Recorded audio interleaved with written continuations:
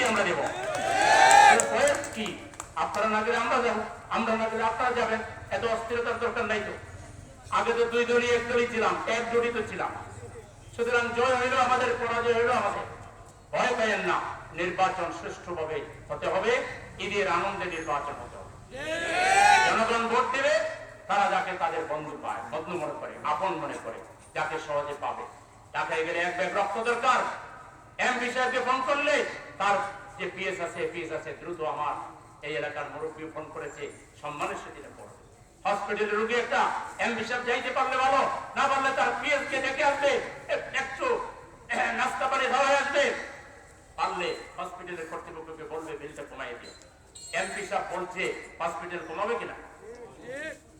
আমার একটা ছেলে বিদেশে যেতে আসতে রাস্তায় করে তার সাথে দুর্ব্যবহার করা হচ্ছে, তার পাসপোর্ট এটা সেটা ইমিগ্রেশনে ঝামেলা। এমপি সাহেব আছে, আমাদের ভরসা, আমাদের এমপি আছে, ফোন করব। কিন্তু অতীতে কোনো এমপির কাছে ফোন করে পাইছেন? এমপি হওয়ার পরে যেহেতু তিনি ঋণ খেলাপি আর কালো টাকার মালিক, তার তো আর আপনার দরকার নেই, তার ব্যাংক হইল চল। ঠিক আছে কিনা? আজকে এমন এমপি আমাদের বানাতে হবে যে এমপি সরকারের টাকা পাই পাই করে আদায় করতে পারবে এবং জনগণের টাকা জনগণকে বুঝিয়ে দিতে পারবে। আমরা অতীতে দেখেছি ক্ষমতায় যাওয়ার আগে, এমপি হওয়ার আগে এমন ভাষণ বক্তৃতা, আমি যদি এমপি হতে পারি আপনাদের রাস্তা বানিয়ে দিব, বলতে পারে না, বলতে এমনও করে যে পারলে আপনাদের ঘরের ভিতরের আপনার ইয়েটাও বানিয়ে দিবে, হ্যাঁ, বাথরুমটাও ঠিকঠাক করে দিবে, এরকম ভাব। আর পরে থাকা গেল রাস্তার টাকা মাইরে খাওয়া। আজকে গ্যাসের উপরে আমরা বিয়ানীবাজার গোলাপগঞ্জবাসী সারা বাংলাদেশে গ্যাস যায়। বিগত সরকারগুলো কেন গ্যাস আনতে পারেন নাই, এখানের নেতারা কেন আনতে পারেন নাই, এইটার জবাব আমরা দেওয়ার পরে আপনারা আরেকবার এসে ভোট চাইয়েন। আমরা জবাব দেবো ব্যালটের মাধ্যমে। যারা আগে দিতে পারেন নাই তাদের পাকা বলিতে আমরা বিশ্বাস করি না।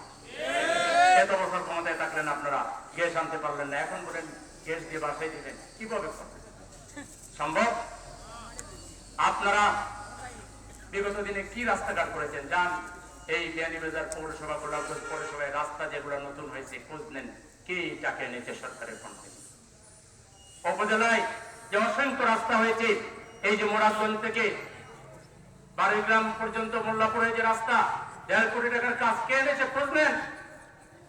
এই যে আপনার কাটলিপুর থেকে গাছবাড়ি বাজার এই খেয়াঘাটের এই রাস্তা, বিরাট রাস্তা, 0 পয়েন্ট থেকে যোগীগঞ্জ পর্যন্ত রাস্তা, ওই তিলপাড়ার রাস্তা, মাতিউরার রাস্তা, ওইদিকে যান রাজ্জাকপুর আপনার আলীনগরের রাস্তা, গোলাপগঞ্জে যাইয়ে দেখেন ওখানে দেওয়ানের সড়ক, বুরহানুদ্দিন সড়ক, চন্দ্রপুর থেকে ঢাকা দক্ষিণ